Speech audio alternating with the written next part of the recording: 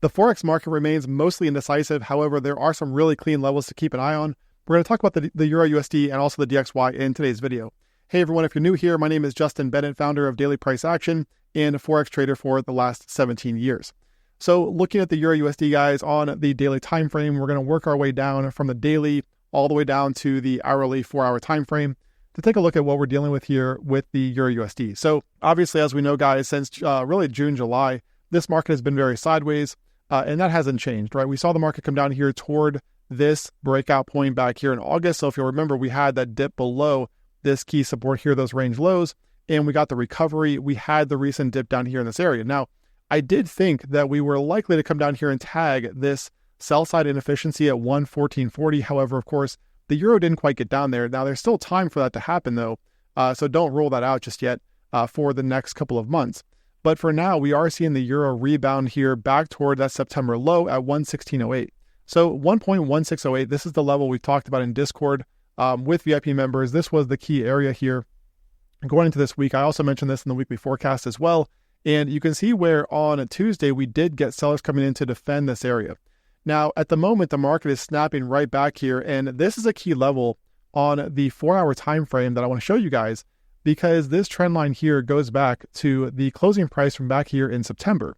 So you can see that off the closing price back here, we've got several touches along the way, including these recent highs. Also this one here on Tuesday, as well as so far the high here on Wednesday. So this is going to be a key factor. Now, I also think, though, of course, the September low, this level right here is also going to be key. You can see that on the 4-hour time frame, it's not really, holding up too well back here. However, this is still a critical level, and you can see that here with that high on Tuesday. So I do think, guys, if buyers are going to force a move up here toward these highs, then this is the area right here. This is the pocket that needs to give out for buyers to really secure that breakout above here and target this area around 116.60. Now, this would be a key area if we do see it, because looking here, going back to the daily time frame, this red line you see right here, this mid-range, what this is basically the 50% of this from this low down here up here to the high. So this is your mid-range of this range. Okay, so these were basically outliers within this range. Same thing here with these highs and lows. This right here is your mid-range, and also it is a multi-month composite POC. What that means is that throughout this price action through here, this red line right here is where the euro spent most of its time. Okay, so the point here is that if we get a close above this 116 area, this area just above 116, if we do get a confirmed breakout over the coming days above this area up here, then in my opinion, these highs back here are going to be ones to watch, right? This is probably where we see the euro rotate lower, potentially something more significant, but we'll have to wait and see. Okay, and keep in mind too, that when you look at the market structure here on the 4-hour time frame, or really even the hourly, if you go out here, this right here, okay, this recent low, obviously this was a lower low, right? So if we take this low right here, the lower low from this one back here, you can see that we have obviously a series of lower highs and lower lows. Now, this high up here at 116.60, this is what has to give out in terms of this market structure. So my point here is that a break above this area back here does not necessarily confirm a change in the market structure. Okay, it's not a shift in the market structure that we've seen from the EURUSD since all the way back here from that September high. What would have to happen here is the euro would have to get above these highs back here with conviction to really change this trend. Okay, so that's going to be significant, because what happens a lot of times, you see traders looking at trend lines like this, and they think that a breakout here changes this trend, and that we're going to just get the market moving significantly higher. And that could happen. But again, these highs back here at 116.60, that's what's going to have to give out here for the euro to really change the trend that we've seen since September. Okay, now alternatively, if we look here at the 1-hour time frame, you can see that since the low back here, we've obviously had a series of higher highs and higher lows. So what's going to have to happen here? This was our last swing high, right? We have not taken out that high just yet. So this area down here is what the euro would have to get below. Really, ideally, the November open, 115.40, this area down here. This is the invalidation for this. This is what would actually change this short-term trend. So if we were to get the market, obviously moving below here, would start to look a little bit more bearish, but really, structurally speaking, this is the area down here the euro would have to get below to open up downside targets, okay? So keep that in mind, guys, as we move forward, that this short-term uptrend is still intact, and really this down here is your invalidation for that. Okay, now let's flip over and look at the DXY as well. And if you guys are enjoying this content, be sure to subscribe to the channel because I am putting out videos like this one every single day. Now, looking at the DXY, we have the market here on the 4-hour time frame moving within this ascending channel. So we discussed this one in the recent weekly forecast, and you can see where we do have highs and lows off of these levels here. Really nice clean channel. Now, we have not seen a retest down here, since all the way back here off of this low. And so far, we are seeing the market drop below that November open at 99.75. So that obviously is a key factor for the DXY. And this is what I talked about in the weekly forecast as well. Now, what is holding up the dollar right now is look at the daily time frame, guys. Obviously, the market has been very sideways here for days. And the reason for this is, again, you have that November open serving as resistance, and you have these highs back here serving as support.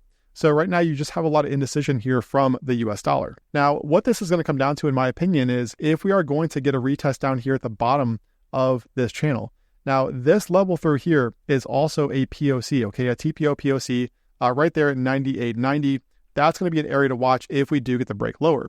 But what this is going to come down to for the US dollar is this trend line right here. Okay, so you can see that here is our 99.40 level. Now, if you guys saw the weekly forecast too, what I talked about there, where there were two sell side inefficiencies down here in this area.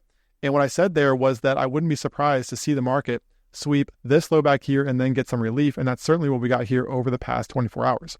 Now, what this is going to come down to though for the US dollar, if we are going to see the US dollar weekend and get the euro breaking out above that 116 area, what's going to happen here for the DXY is this market has to get below this area right here, 99.40. This is a key horizontal. It's also this trend line here from the low back here in October. So if we see it drop below here with conviction, then this area flips to new resistance and opens up this area down here around 98.9. Okay, so that's what I'd be watching for from the DXY. And most likely, if we look here, if we were to get a drop down here in this area, then this would probably equal the euro back here toward this high over here, okay? So it wouldn't quite, in my opinion, it probably wouldn't equal a move up here toward these highs around 116.60, more likely somewhere around 116.40. And another reason for that too is, and you can see here on the hourly time frame, I mean, obviously the price action for the euro and much of the Forex market has just been really, really tight, right? Meaning that we're not getting a lot of expansion here from these moves. So if we take a look at this recent price action, and I mention all the time that markets love symmetry, right? So if you look here, we basically have this kind of ascending channel here on the hourly, and what that could equal, right? If the DXY does drop down toward 98.9 and we get the break of 99.40, what that could equal, if this market can break out above here, then we probably see it come up here and test this area, which probably coincides with that high back there. So you can see how all this comes together, guys. This is going to be your resistance up here. If we do get the breakout, probably a rotation lower from there. And the DXY, same thing, right? We look at this area through here, 99.4. This is going to be your key support. If we see this give out convincingly, right, with conviction, then we're getting that move down here toward this area. Now, of course, on the flip side, we have the November open.